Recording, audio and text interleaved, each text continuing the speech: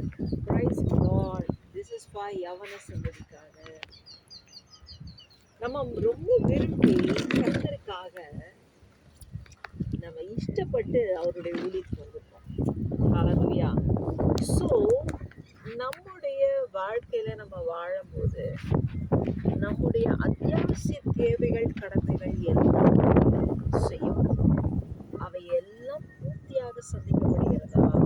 அதில் ஏதாவது சில வித்தியாசமான காரியங்கள் இருக்கா? இதையெல்லாம் பார்த்து நம்ம என்ன பண்ணக்கூடாது, மனம் சோர்ந்து போகவே கூடாது. எந்த சூழ்நிலையிலும் ரம்யமா வாழ பழகி கொள்ள வேண்டும். ஹalleluya. எஸ், இன்றைய நாள்லையும் நம்ம கட்டல் கட்டி போட்டோமா, இது எங்கள் தாத்தா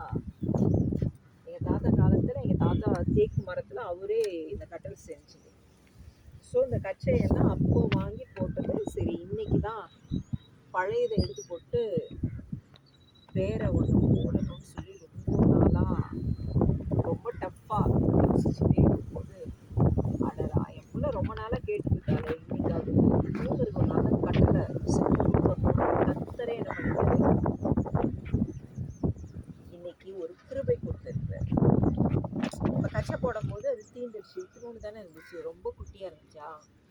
அதுக்கப்புறம் நான் என்ன பண்ணிட்டேன், இது ஒரு மீன் வலை. நான் ஒரு 100 ருபிக்கு நான் ஒரு 5 மீட்டர் வாங்கி வச்சிருந்தேன். அப்போ வாங்கி வச்சது இப்போ கரெக்டாக பாருங்க, இது முடிச்சேன்னா நம்ம மொத்தம் இதில் ரெஸ்ட் எடுக்கணும். அதுதான் பர்பஸ். இப்போ இதை கம்ப்ளீட் பண்ணுறதுக்கு என்னடா பண்ணதுன்னு யோசிச்சு வரும்போது இது இருந்துச்சு. இதை எடுத்து அந்த மீன் வலை எடுத்து இதில் மீதி இருக்கக்கூடியதுக்கு கச்சைக்கு பதிலாக போட்டாச்சு. அதாவது இது எதுக்காகன்னா, திஸ் இஸ் ஃபார் யவன சந்ததிக்காக தான் இந்த ப்ரோக்ராம். நம்ம எந்த சூழ்நிலையில் இருந்தாலும் ரம்யமாக வாழ கற்றுக்கணும். அதாவது நம்ம ரொம்ப இஷ்டப்பட்டு தான் ஆண்டுகிட்ட ஸோ இஷ்டப்பட்டு வந்ததுனால நம்ம எந்த சூழ்நிலையும் ரம்யமாக வாழ கற்றுக்கணும். இது ரொம்ப இன்ட்ரெஸ்டிங்கான விஷயம். நான் யார் தெரியுமா, நான் ஏன் இப்படிலாம் இருக்கணும், நான் ஏன் அப்படி இப்படின்னா, அதெல்லாம் நமக்கு தேவையில்லாத யோசனைகள். அப்படி இல்லை, சில யோசனைகள் சம்டைம்ஸ் வரும். அதையெல்லாம் என்ன பண்ணிடணும், தூக்கி போட்டு விட்டுட்டு எந்த சூழ்நிலையும் அழகா ரம்யமா வாழ கற்றுக்கணும்.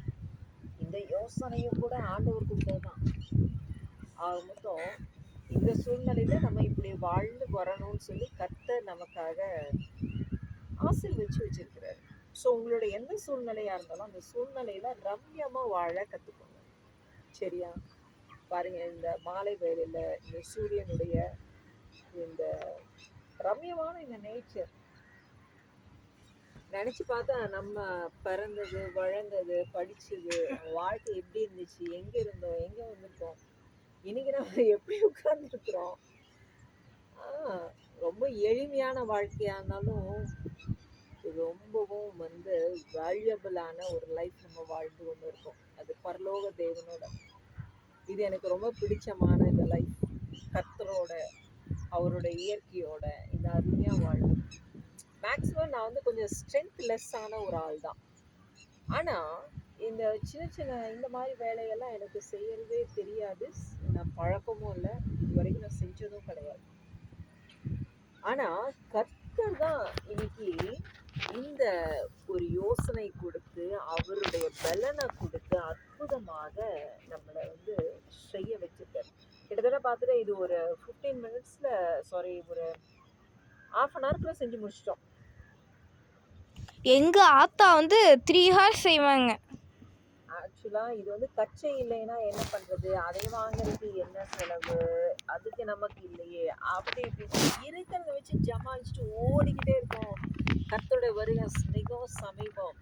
யார் யார் எதற்காக காத்து கொண்டு இருக்கிறார்களோ இல்லையோ, நம்ம கர்த்தருடைய வருகைக்காக காத்து கொண்டு இருக்கிறோம். அவர் வரும்போது அப்படியே வானத்துல எக்கால துணி சத்தம் கேட்கும்.